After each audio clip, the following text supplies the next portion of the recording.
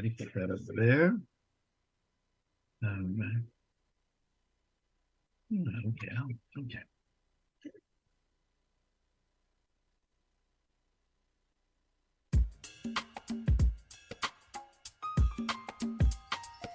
Welcome to The Actor's Choice, where the actors and actresses have a chance to talk about themselves and their careers.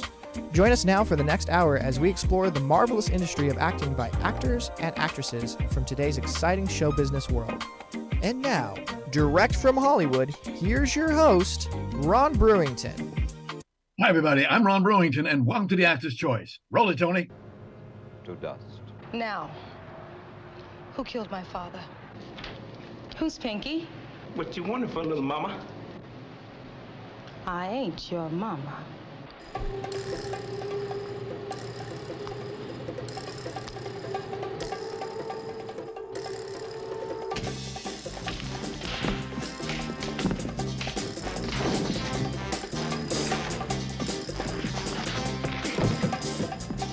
Oh, wow, man, she killed him. She brought pee. What's wrong, man? Oh, Black Belt, she is good.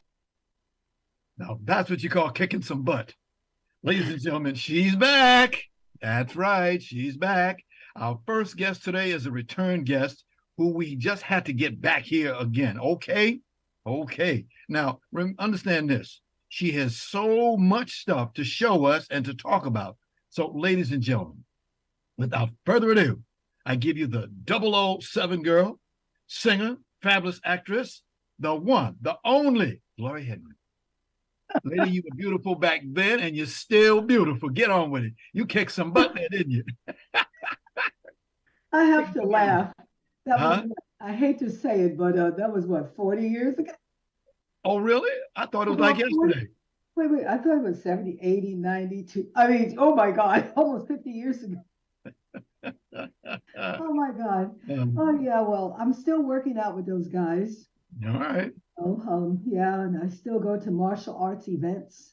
Yes. And hang out with those incredible senseis and grams and all of that. Yeah, it's incredible. Women are more involved in martial arts today than ever before, and I'm very happy about that. I'd like to see martial arts in all schools for gym and gym classes. Everybody takes martial arts to level the playing field out here. So when they're attacked, they know, and they're not freezing up, they know what to do. Interesting. Yeah. Again, welcome back to The Actor's Choice. So good to see you again. Now, let's start with where you were born. Some people say you were born in Jacksonville. Some people say you were born in Winter Haven. Which one was it, please? Well, it says on my birth certificate, Winter Haven. And I think as time went by, whatever they did, they called it Jacksonville too. I don't know how that goes. But Winter Haven. I was born in Florida, Winter Haven, back there in the day. And my mother left, and she went up to New York. She thought they said New York. I always said it all my life, New York. And then when I graduated out of when I graduated high school, and I went to Essex College of Business for law. And I headed to New York City, real New York. And I worked for Roy Wilkins, de facto segregation, Brown versus Board of Education, as a legal secretary. Okay. For a number of years. And then I saw in the papers, my God, they said you could make $1,000 to $2,000 a week. And I was modeling on the side as well. I jumped into the Playboy Club and became a bunny, making nice cash. I mean, living large, running to Aruba when it wasn't even what it is today, and running and matter of fact, went to the Bahamas and on my own, paying my own way, had my gorgeous apartment across the street from Central Park West. So I was really like reigning for a minute. Okay. So there was a gentleman who was able to give you your first opportunity to be an IMDb film credit. His name is Sidney Poitier. Oh, wow. Yeah, wonderful Sidney Poitier. And how that came about, I was working at the Playboy Club, and I believe that was Daniel Mann. Yes, I think For Love of Ivy with Abby Lincoln. and they were sitting on my station. In other words, sitting at one of my tables I waited on. This is how would you like to be in a movie? I said, Yes. talk to the bunny mother. And they did. And that was all history. So most of my scenes wound up on the floor. I worked on the film for a good month, or maybe more, with Sidney Poitier, who became a very good mentor of mine for a number of years in New York. I used to visit his office and give me all kinds of advice. He was a great mentor as well. And Abby Lincoln lived around the corner from me with Max Roach. She's a famous actress as well as a singer too, and Max Roach in the jazz field. And we became very good friends. And she introduced me to my husband, Philip Wainwright. Got you. Now, all those days after you had done with Ivy, for Love of Ivy, you had a few other jams, but then all of a sudden one day here you show up because what was it like getting work back in those days? Oh my God, it was very difficult because there wasn't many of us. That's one. Can you still hear me? I can hear you. You can vaguely hear me? Yeah, if you can bring it up just a little bit. And I call myself turning it up. Can you Much hear better. me now? Oh, Is it much louder? better. Much better. I'll just talk louder. I told you all something else. So yeah. So in those days, it was very difficult because there was hardly anybody really casting us. Matter of fact, it was the beginning of the Black Renaissance. Now, thank you. You're welcome. It was the Black Renaissance. Right, Black Renaissance, right. I call it the Black Renaissance, and a lot of people call it Black exploitation. Yes. And I call it the coming of us. Besides when we first came out with formal showering, etc. Yeah, what was that? Wonderful, sweetback badass song. Melvin Van Peebles. He was one of the first to bring about when we started the Betamax filming. And what about Ron O'Neill with Superfly? And Black Belt, that is Black Caesar, came about with Fred Williamson and Larry Cohen, which cast me as the lead with him. And that was my first co-starring role. This today is a Turner Classic. And I have another Turner. I have a 6 Turner Classics, which is Slaughter's Big Ripoff with Jim Brown. And I played, I was a leading lady in that movie. They called me from London when I was shooting Live and Let Die. When I got cast for that, for the film of Live and Let Die with Roger Moore. And how I got that, my manager called me and said, how would you like to be in a Bond movie? I said, Bond movie? I had never been to a Bond movie in my life. And I said, I'm not tall, I'm not blonde, and I'm not white, and big boobs. He said, Gloria, please come back to New York. And I did. Right. On my own dime for an audition. I mean, how is that? I mean, most of the time you never get the film. Wow. So I flew into New York and I saw Harry Salzman, who then again saw me for about 2 minutes and said, how would you like to go to New Orleans to meet Roger Moore and Guy Hamilton? And I said, of course. So a limousine picks me up, takes me first class to the French Quarter in New Orleans, and I meet up with Guy Hamilton and Roger Moore, who was the Saint at one time, and this was his first Bond film. And they told me that they will see me later. I mean, to say they flew me back to New York, and they said that they're still casting and still looking. And a week later, my manager told me that I got the part. I never read one line. How did it make you feel when you got that job? You were the first African-American woman to become romantically with 007, romantically. Well, I never thought about it because, I mean, first put it this way. A man is a man. Come on. And I worked at the Playboy Club. Right. So I had a lot of cultures around me.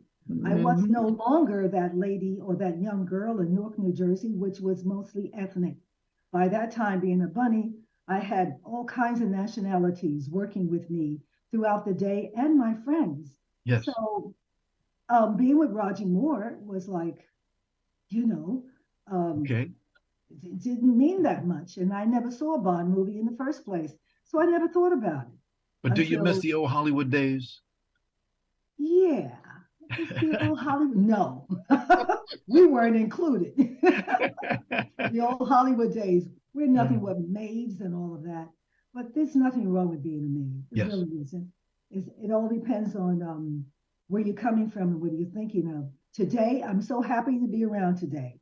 We are really doing it. They're standing on my shoulders, and Yes. all of us from the period of the 70s and the late Yes. 60s, all these kids are standing on our shoulders. We broke ground. We used to sleep on the floor. I mean, it was most of the films were not union, and we broke all kinds of color lines, and people from all over the world came to see us. We saved a lot of studios who were going under, that people were not going to the movies until they said, what? These people, we want to see what they look like. Wow. And we made all kinds of inroads. And also it died down around 1976.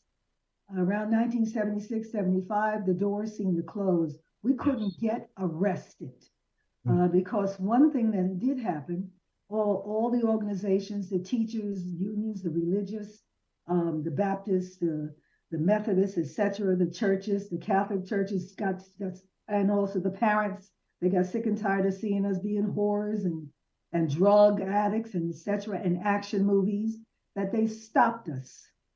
And I say they did because they told the studios, we want to censor all the movies, so therefore we want to see and want to read the script before they're produced. Well, after the studios got yes, they just canned us all. They canceled us out and they started doing their movies. And you know what I mean by their movies. I got you. Did not include us, but maybe one of us was there, or maybe two of us were there. And that was the demise of us for about 20 years. Woo. For about 20 years. Now, you just finished a comedic film, didn't you? Huh? You just finished a comedic film called Rockin' Doris Trying to Make a Movie. Yeah, I sure did. Tell us about it, please. And it's my first comedy. That's intentional comedy. Because some of the movies that I did in the past that were of my hue, they are laughing at them as well. Wow. I understand. So, go ahead. I'm sorry. I've done a lot of different characters. I mean, I've been a prostitute, a wife, a teacher, a doctor, a terror movie, a horror film, a comedian, a maid. Oh my God. I've been a martial artist. I've done all kinds of roles, I must say, in all the movies that I've done. And even on television, I've done all kinds of roles. Wow. There it is. There it is. There it is. Right. And I'm still working. I'm singing yes. 18-piece orchestra. Yes. McConnell and his 18-piece orchestra doing jazz. What's the name of it called? Bond songs. I'm singing Bond song, right? Jazz Bond song, and also the American Songbook. Okay. And also I republished my book. Now it's called Gloria Hendry 007. It's not that one. I republished it. That's my 18-piece orchestra singing at the Catalina Bar and Grill. Yes. And, I'll begin my tour with that. I'm working on that, as well as my book tour. And my book tour will be coming up. The first one is April 15th, and I'll be in Rancho Cucamonga, and I'll be in Glendora, as well as Chino, etc., etc. And you see, and also I'm working on my film of my life. From my book, I'll be getting my script soon. So I'm pretty busy. Okay. Busy, being busy. I'm going to step out here for just a moment. Ladies and gentlemen, now look at that lady. Do you think she deserves a star on the Hollywood Walk of Fame? Hell yes. Let us know about it. Call 213-349-3941. That's 213-349-3941. Get a star for that lady. Long overdue. Long overdue. Thank you so much, Ron. Thank you so much. I really appreciate that. As you look back on where you've been and look at where you're at now, what do you think? I've come a long way. Mm-hmm. Mentally, emotionally, experiences. I've come a long way. And the trail that I've traveled, some of it is pretty harsh. Yes. and pretty traumatic. Every now and then I crash emotionally, and I'm very happy people are talking about that today. I've been raped a couple of times. I've been assaulted. I've had to almost killed. I've been ganged up on by some girls that tried to beat me up, and etc. And I've been humiliated. I've been, I think, blacklisted at one point. It's been tough, but the going gets tough, the tough gets going. Right. You stand So, up and smile. So we've all got our trail to travel. And the key is to keep getting up and trying to assess and love yourself. That's very important. You are first. If you don't breathe, nobody else around you will know that you're here. And you can't help anybody if you don't take care of yourself. Wow. And I did abuse myself at one point. I got into drugs and I got into alcohol, party my buns off. I loved it, but it was about ready to kill me. So I got out of that because feeling sorry for myself. So I'm sharing that to say, hey, we've all been there. And we all need to be sensitive with one another and have respect of one another. And first of all, have respect of yourself. You are worth it. You are worth it. Love yourself. Don't love someone so much that you forgot who you are. Yes. Because that's not really, your body will definitely snatch you back. And you'll be going through confusion of trying to take care of yourself besides trying to take care of others. Remember, in the airplane, they tell you, take down that oxygen and put it to your mouth before you could take care of anybody. The last time we got together with you, I asked you this question, and that was, when are you going to write a book? I did. I told you, it's on Amazon. Yes, it's called Gloria Hendry 007 Bunny and Black Renaissance. That's the latest one on Amazon. Can you kind of give us a peek what's in the book? It's the same book as the original one is no longer online anymore. Yes. Which the original one you showed, and is no longer selling. It's the second one that's online. It's the second one that's selling and on Amazon. I refurbished it. I republished it. Gotcha.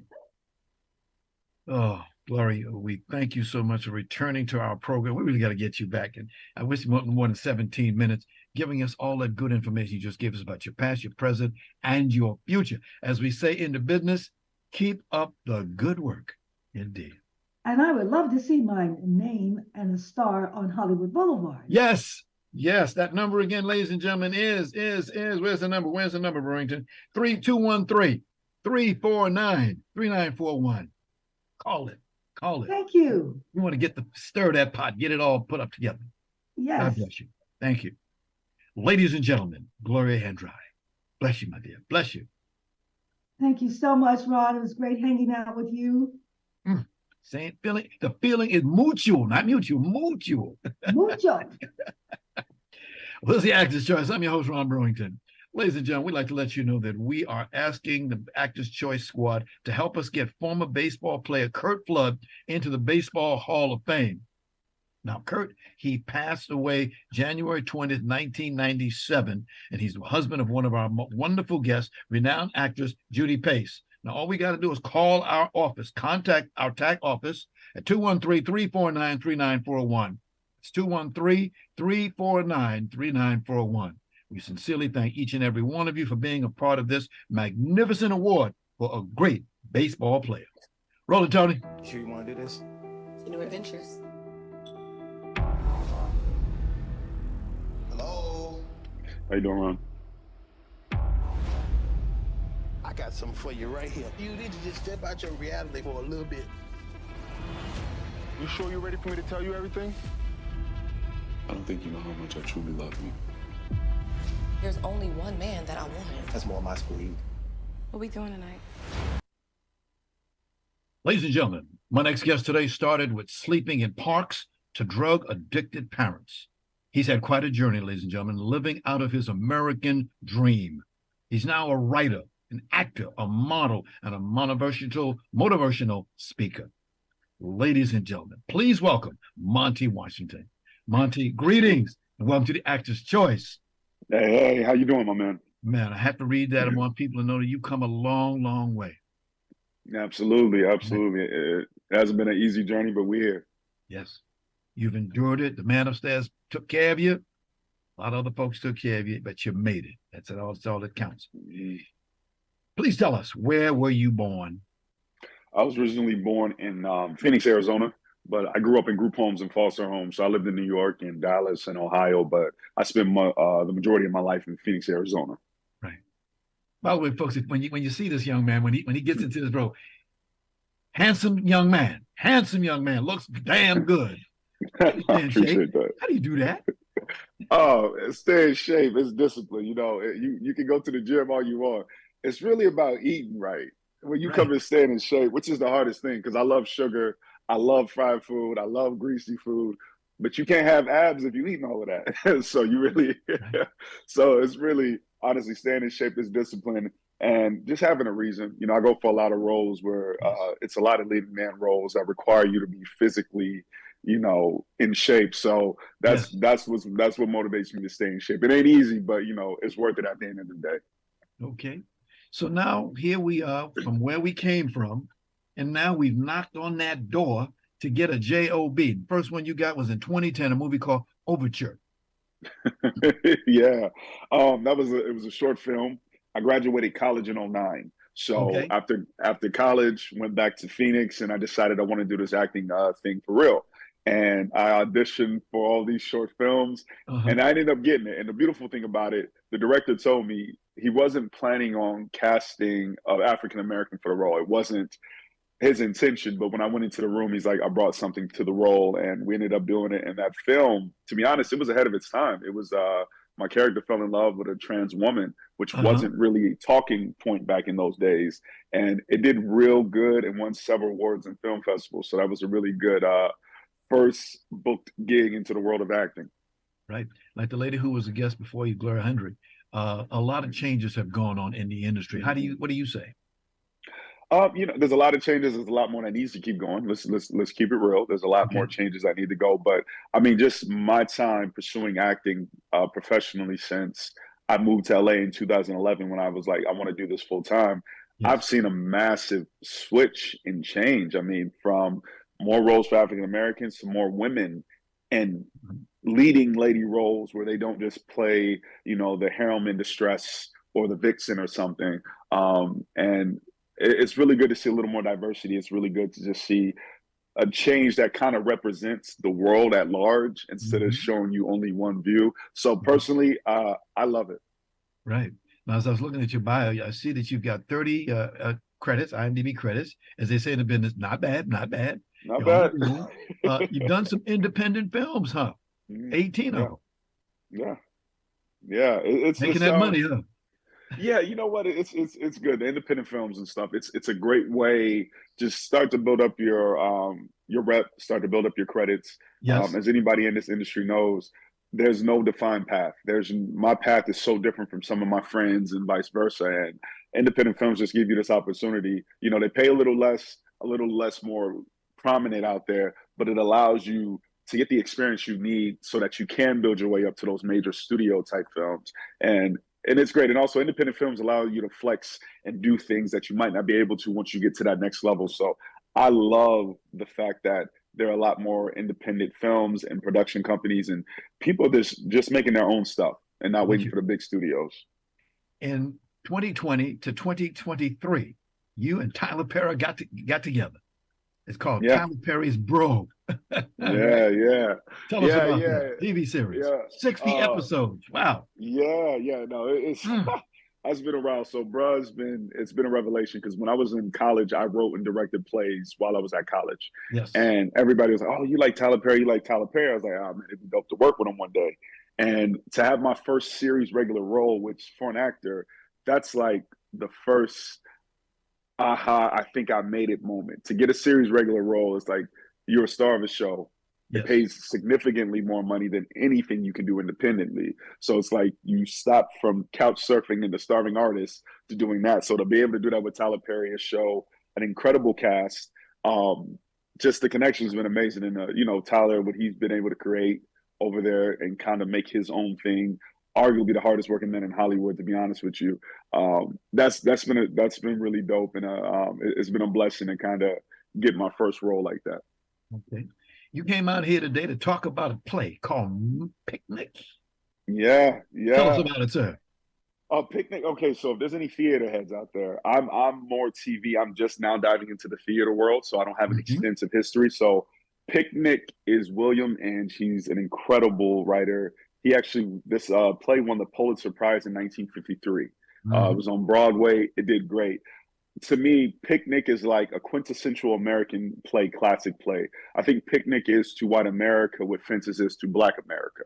It's such a specific kind of look into this world. And Picnic is very interesting because a lot of people associate it with white America. So to do this the way we're doing it with an entirely Black cast, our director, John, he wanted to show that it's not an American play as far as a white American play. It's an American play. It's filled with contradictions. There's hope.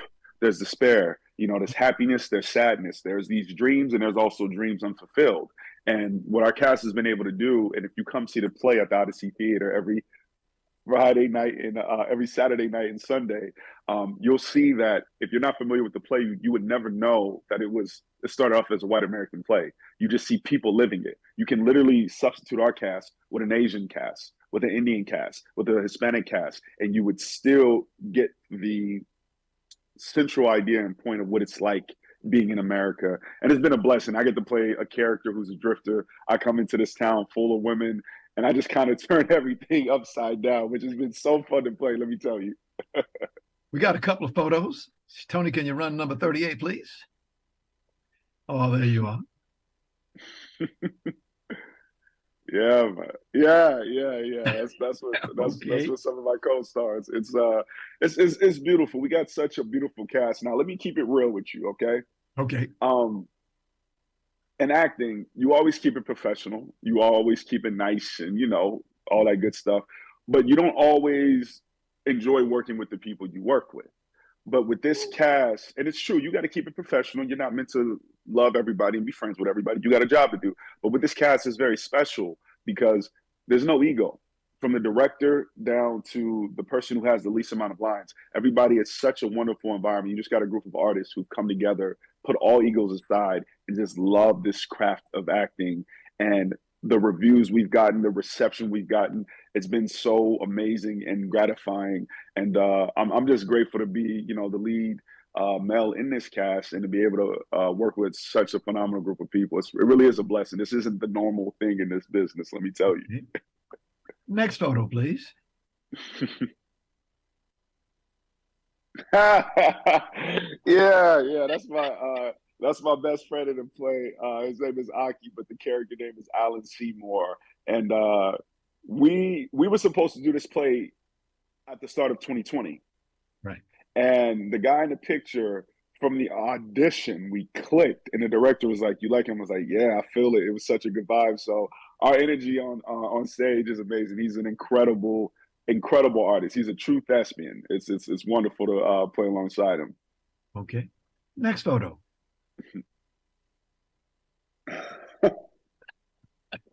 Yeah, we chilling, we dreaming. I'm like shirtless the whole first act. So staying in shape, eating right has been it's been a requirement because I'm running around stage shirtless the whole first act, sweating and stuff. So yes, it's gonna be a lot of that. And one more photo. Yeah, that's what Millie and Mrs. Potts. It's such an amazing community, and it's a pretty big cast. You have 7 women, 4 men in the cast total, and everybody just brings this unique bit of life, and we play off each other so well. So these photos definitely encapsulate that. Okay. Now you're at the Odyssey Theater Ensemble. Yes. Look at all the group. Look at that cast. Yeah. It's a special group of people. It's honestly, a special group of people doing a special play at a special time. Yes. It's a wonderful, it's a privilege, to be honest with you. What stage are you guys using over the Odyssey Theater? Main stage. We're using the main stage. Okay. Now, performances run, you started March 25th to May 28th. So as you said in the front, been getting some good feed. People are coming out there. Yeah. That's good. Word of mouth. WOM, word of mouth. Yes. Yeah. It's been good. Some great reviews. And it's every Saturday at 8 and then Sunday matinee. And then we have a couple of Fridays and Wednesday and Monday sprinkled throughout, and people can go online and check out the flyer, but it's definitely every weekend. And it's just a good time, whether you want to date, whether you want to bring the family, you just want to do something good. This is my first live theater since I think 2017. So to get back to this, it's magical being in person and watching people live a full life out on stage. So I encourage everybody to go ahead and check that out. I understand there's some post-performance discussions with the artists Monday, April 17th and Thursday, Wednesday, May 10th.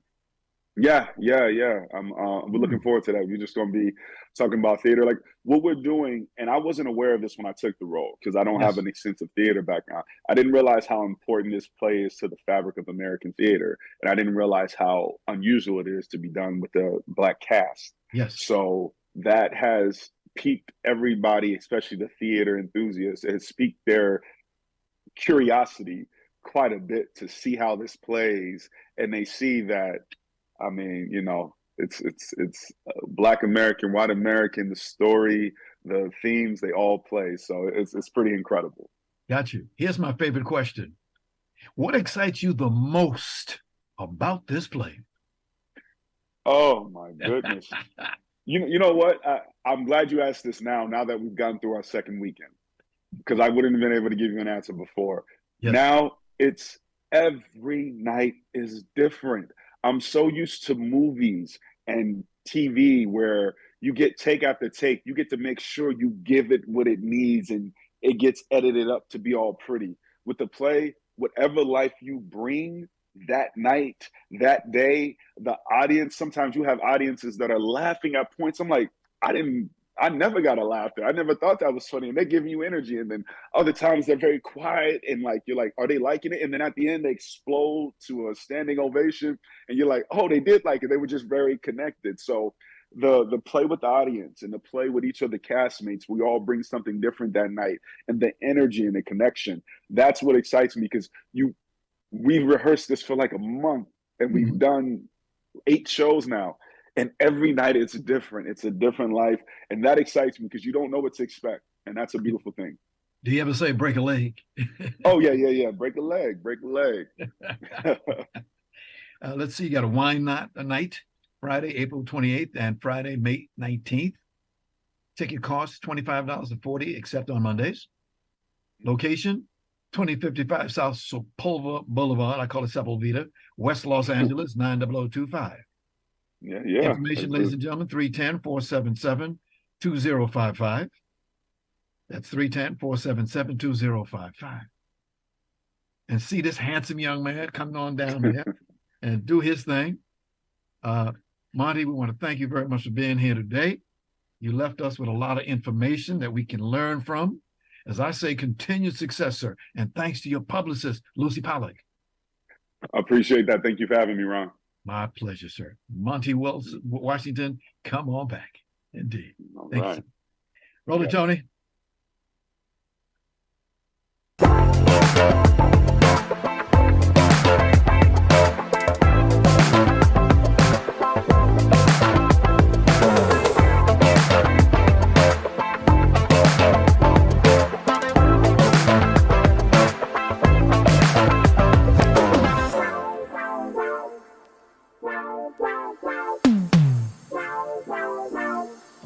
Hi, Ron.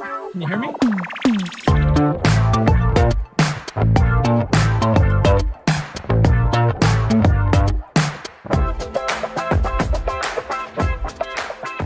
Ladies and gentlemen, for more information about the TAC Row Cool channel, please call us at 213-349-3941. That's 213-349-3941. Okay? We got some stills pictures. Roll it, Tony. Gentlemen, that you see, ladies and gentlemen, has accomplished what many people would like to do when it comes to writing a full-length play, and then having their play assembled with a cast of actors and actresses and put on the stage for persons to enjoy. The gentleman ahead of him said the same thing. Ladies and gentlemen, please welcome a gentleman who produced his first play and is now known as, you ready for this, ladies and gentlemen? He is a playwright. Joel Rosa, go to your room, as they say. Welcome. Right, thank you. Thank you very much, Ron. Happy to be here and eager to talk about Heavenly Country, my play. Oh, tell us about it. Tell us about it. Well, first of all, it's a jukebox musical, which means it uses famous songs. Okay. What makes it different, though, I think, than most other musicals is, it's country and Western music. Okay. Country, Western, and gospel songs. So there are a lot of musicals out there that use, rock songs. There are lots of them that use kind of pop music. Yes. But there aren't a lot of musicals out there that use country music. Okay, we'll come back to popularity. That. Yes, because a lot of popularity, folks didn't know it. What made you want to be a playwright? You've done all kind of education. Why this? And now? Yeah. It is interesting. My I guess what you'd call my day job, I'm a journalist. I'm a business journalist. But my grandfather was a journalist. My mother was an English professor. So I think I was born to write. That's all I've ever wanted to do. Mm-hmm. And I don't know. I just my kids are big and grown, so I've kind of I can check that box. I've done that. I've fulfilled that responsibility. And now I'm in a position where I can do something that I really want to do, and Heavenly Country is just such a project. It's unlike any other play I think you'll find in Los Angeles. I mean, yes. How many other plays are there out there that use country and Western music, for one thing? Hundreds.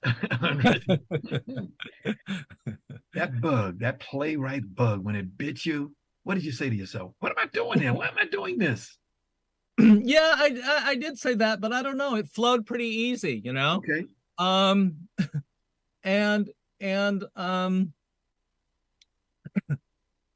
It's a pretty unusual project, I think.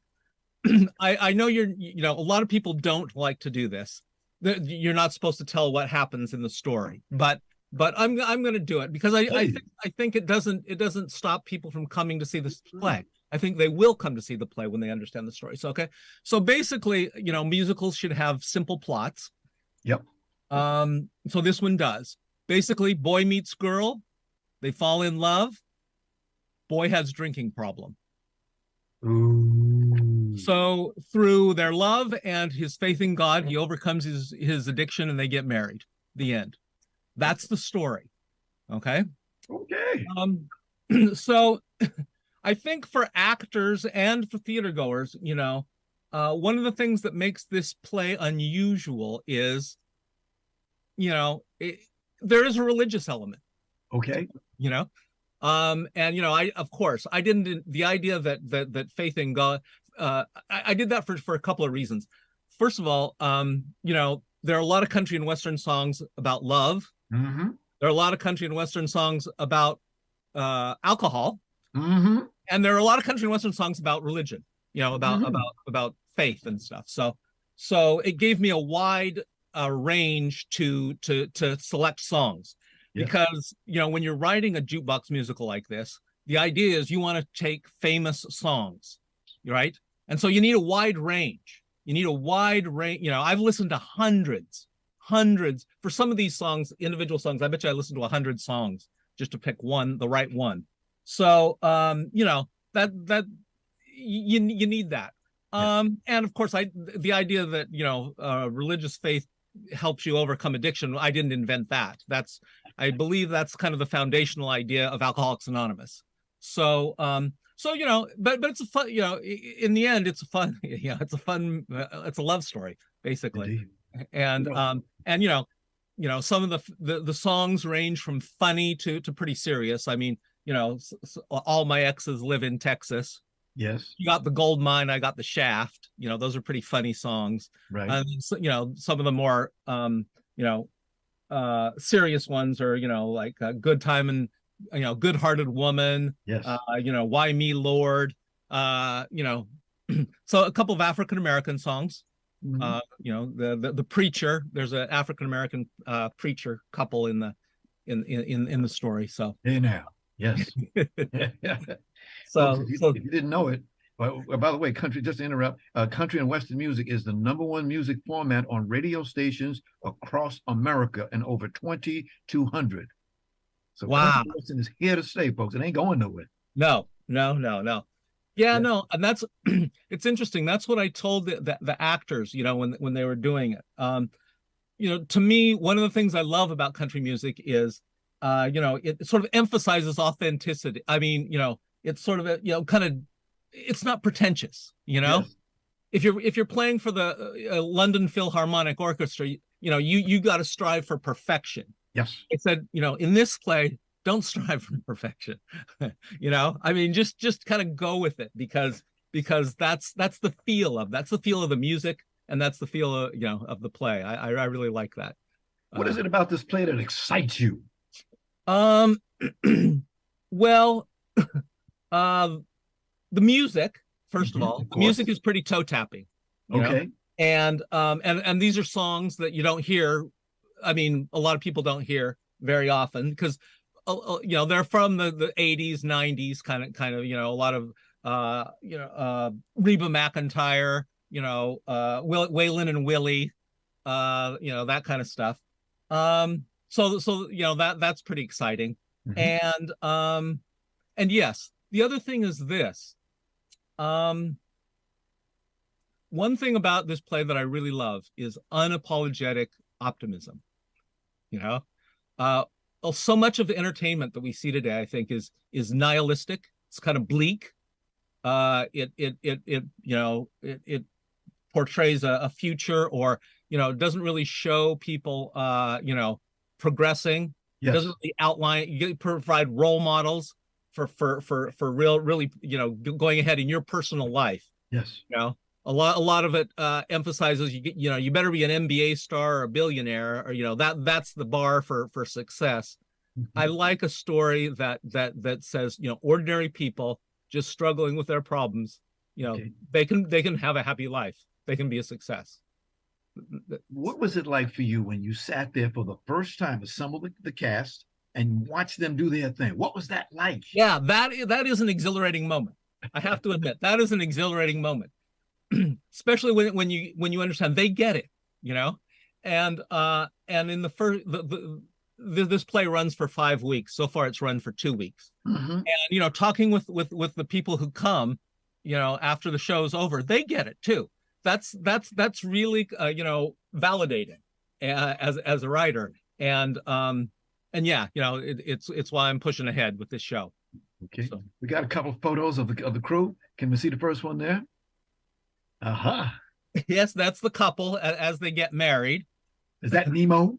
That's Nemo. Yes, Nemo is the main character who's struggling, and that's Lily, his love interest, who says she's not going to marry him as long as he has this habit. Got you. So next one, please.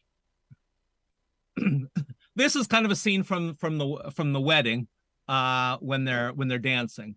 It's missing the preacher couldn't make, I think, the rehearsal where we took this photo, but that's his wife there with the flowers. Okay. So, next one, please. Yeah, this is the opening song. All My Exes Live in Texas. It's pretty funny, it's pretty, it's George Strait hit. Wow. Great music. You're getting successful with this play, sir. Are you going to keep on being a playwright? Yes. Yeah, I have at least one more of these jukebox musicals in me, and maybe more. Okay. But no, and I love the format. Just to let the actors or anybody else who's interested, it is a killer. It's really hard to get music rights to songs. I mean, yes. Talk about that for a second, please. Well, I dealt with everybody from Universal Music and Warner Chappell. These are huge corporations, all the way down to some fellow who's now the choir director at a choir somewhere in Mississippi, at a church. These are the writers. These are the people who hold the rights to the songs, and you have to get in touch with all of them. And they may not get back to you. They kind of get back to you on their own schedule. That's what I would say. I mean, sometimes it's a couple weeks, and sometimes it's 6 months, and sometimes it's more than a year. And you know, you can keep bugging them, but they get back to you when they're ready. And so yeah, you have to play the long game, but it's all doable. You know, right. Yeah. The game is, as they say, without a script, an actor can't do with it. You gotta have that script. That's the baby. Yeah, you're right. You're right on that. It is Heavenly Country.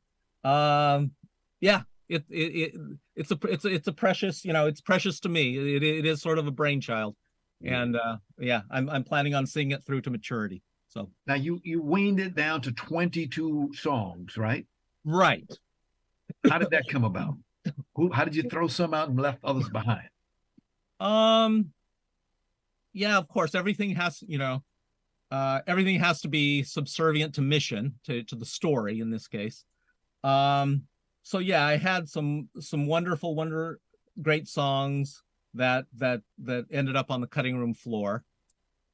Even though with these jukebox musicals, keep in mind this story is a little under 2 hours, probably about 90 minutes, but about 37 minutes of dialogue, 35 maybe of dialogue, and 60 some minutes of music. In other words, about 2/3 of it are songs. Okay. So when you do that, the songs have to tell a lot of the story, you know, and you have to really select the songs carefully. But yeah, I got hits. Now this is a world premiere engagement. Yes. Woo. Yes, at the Two Roads Theater in Studio City. Mm-hmm. Okay.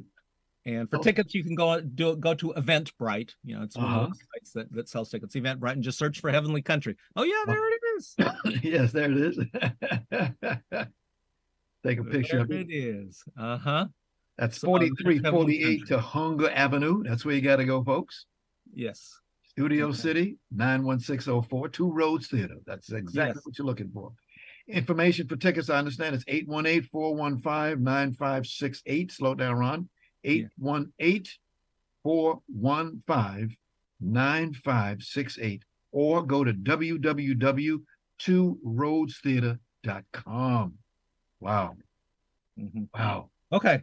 Tell us about the director. Oh, the director is Flint Ascara, a good friend of mine. From college, so he was also a major inspiration in doing it, because he said people love musicals. So he greatly encouraged it. He handled it very well. All-star cast. Yes.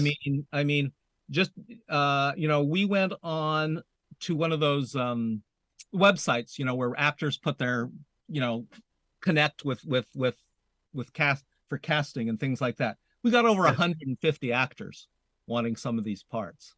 So, and we picked the best of the best. They are superb voices. You need to have a really good voice, and you know,